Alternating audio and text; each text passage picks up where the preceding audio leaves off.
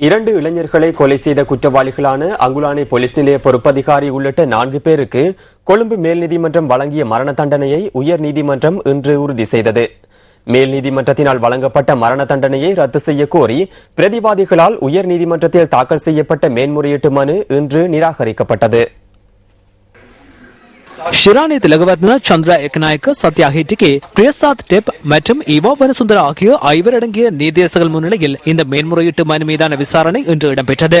நிமேஷ் தரங்க பெர்னாண்டோ மற்றும் தனுஷ்க உதயகாந்த அபோன்சு ஆகிய 2 இளைஞர்கள் மீது 2009 ஆண்டு ஆகஸ்ட் மாதம் 12ஆம் தேதி அங்குலான பகுதியில் துப்பாக்கி பிரயோகம் மேற்கொண்டு கொலை செய்தமை, கடத்தல் மற்றும் கொலை செய்வதற்கு சூழ்ச்சி மேற்கொண்டமை ஆகிய குற்றச்சாட்டுகளின் கீழ் பிரதிவாதிகளுக்கு கொழும்பு மேல் நீதிமன்றம் மரண தண்டனை விதித்திருந்தது. அங்குலான போலீஸ் நிலையத்தின் முன்னாள் பொறுப்பதிகாரி, அந்த போலீஸ் நிலையத்தின் சார்ஜன், கான்ஸ்டபிள் மற்றும் கிராம பாதுகாப்பு உத்தியோகத்தர் ஆகியோர் இந்த வழக்கின் பிரதிவாதிகளாக பெயரிடப்பட்டிருந்தனர்.